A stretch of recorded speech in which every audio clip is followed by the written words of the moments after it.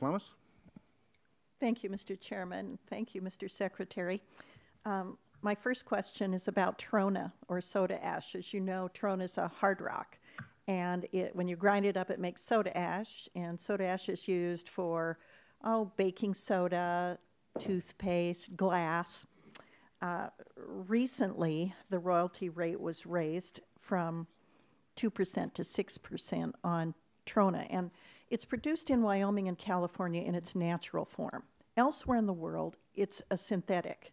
It's very difficult for natural trona, soda ash that's produced in the U.S., to compete with China that not only makes a synthetic but subsidizes it. So I've been working with Ambassador Kirk and the Commerce Department to try to keep our soda ash competitive.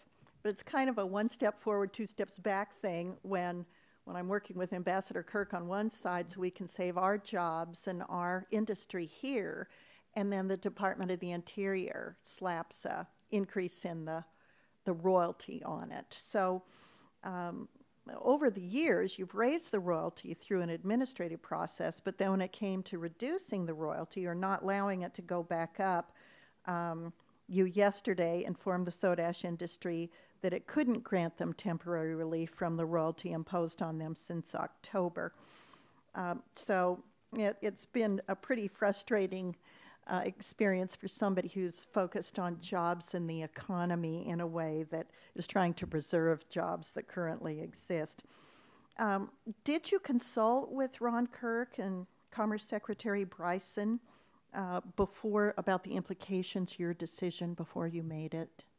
And then secondly, if I could just throw the second question in, Ron Wyden and I, Senator Wyden from Oregon, have some legislation on this because his ports are being used to provide this global commodity to the rest of the world, so we can also increase our export capacity, as the president has also advocated. I would really like to be able to work with you on these issues so we can keep these jobs in the U.S. and keep this non-hydrocarbon product that's natural out there so it can compete with the synthetic product that's subsidized elsewhere in the world.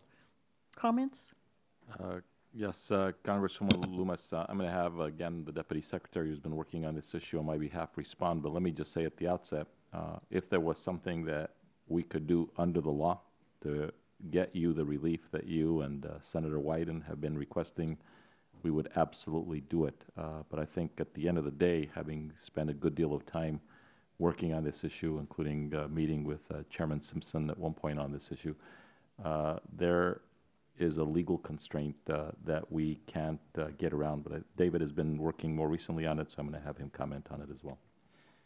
Yes, thank you. We did take this very seriously. I had a meeting in Chairman Simpson's office with a number of folks in the industry. The background, as you know, is that there was a 5-year period when Congress had in place a reduction in the royalty for this industry from 6% to 2%. That period expired recently. The question to us was, can we administratively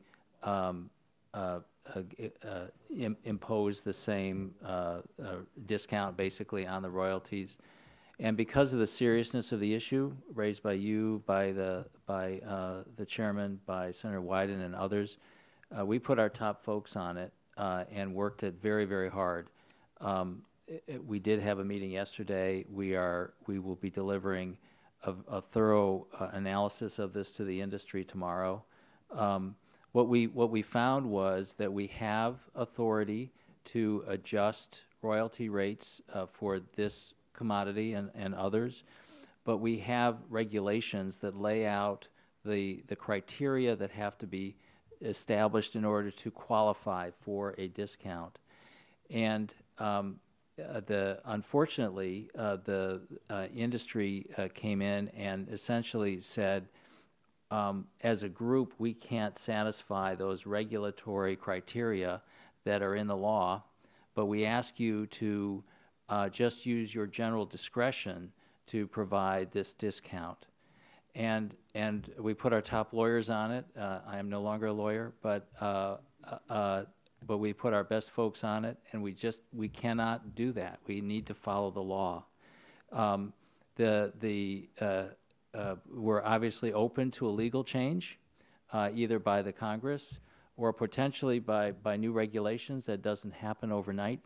But we will be providing this analysis in writing. And as I've said to a number of folks, we know how important this industry is. The industry has had a good run here in the last several years. And we certainly don't want to impact that, but we have to follow our legal requirements. Well, thanks. I'd like to switch subjects now to fracking. As you know, Wyoming has the most tough rules on fracking disclosure in the country, and they apply to federal public lands. If somebody is drilling on federal public lands in Wyoming, they have to disclose to the Oil and Gas Commission in Wyoming. So I wanted to ask a question about something that came up yesterday in the Natural Resources Committee.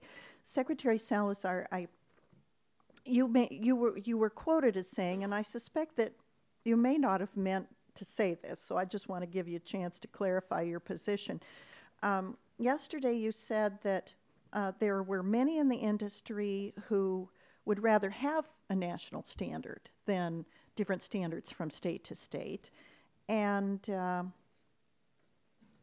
I have a letter here from the Independent Petroleum Association, API, American Exploration and Production Council, American Natural Gas Alliance, U.S. Oil and Gas Association, saying they want to dispel any suggestion that there is a need for a new federal framework to address the fracturing chemical disclosure issue or to develop a national well construction model. Did you mean to say what you said? Do you want to clarify your statement of yesterday? There's a disconnect here between this letter and what you... Congressman Lummis, what I said is many people in the industry have supported the efforts that we have on the three-pronged approach that we have to hydraulic fracking. And CEOs of many of the most involved companies in hydraulic fracking have communicated that to me personally in different meetings that we have had. About a year ago, perhaps even more than a year ago, I had stakeholders from industry, including some of the leading companies, along with environmental groups, on a meeting that we had at the Department of Interior, where we had a conversation about natural gas and hydraulic fracking. And many of the leading companies in the industry that are involved in this arena were suggesting that we needed to move forward in this way with respect to disclosure. I would submit to you that that many of the companies that I am aware of have activities in more than one state, and at least some of those companies would, I think, benefit from the fact that they know that if they're doing hydraulic fracking in Wyoming and they cross state lines to Utah or over to Colorado, that it's the same set of requirements in terms of disclosure, wellbore integrity, and flowback water requirements. It seems to me common sense, and we'll see. Our rules are not yet final. We will be moving forward with the proposed final rule, and then we'll take that through the process. But certainly working closely with the states, now not only the state of Wyoming, but the state of Colorado, state of Texas, and others will also learn from their experiences and incorporate that into our work on hydraulic fracking. Okay. Well, thank you, Mr. Secretary. And Mr. Chairman, I would like to submit this letter for the record. One more question, Mr. Secretary, and it's about clean energy. In the State of the Union address, the President he said, "I'm directing my administration to allow the development of clean energy on enough public land to power 3 million homes."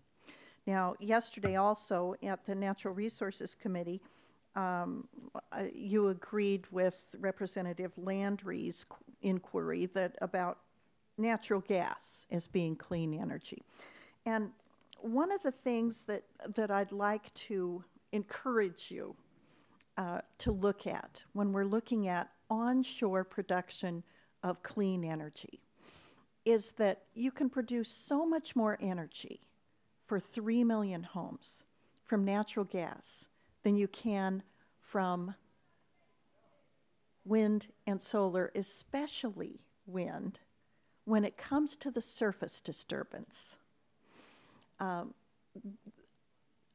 Like a good stiff drink, one is wonderful, and institutionally sized wind farms can be, when they proliferate, can have a surface disturbance that begins to detract from the beautiful public lands that we have in our huge states. Whereas if it's being produced in the form of natural gas, the surface disturbance, the view shed, is less, and yet you can produce so much more power. So while I am a proponent of all of the above, I believe in wind energy, solar energy, and traditional forms of energy.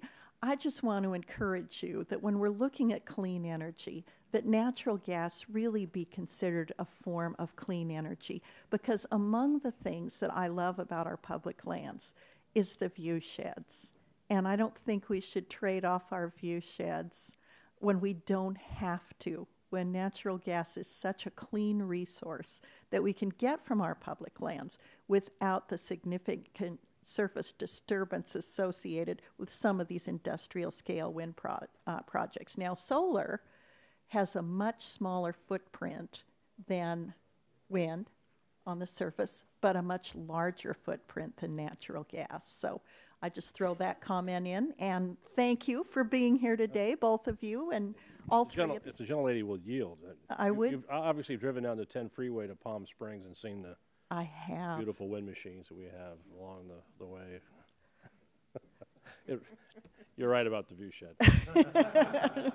I yield back, Mr. Chair.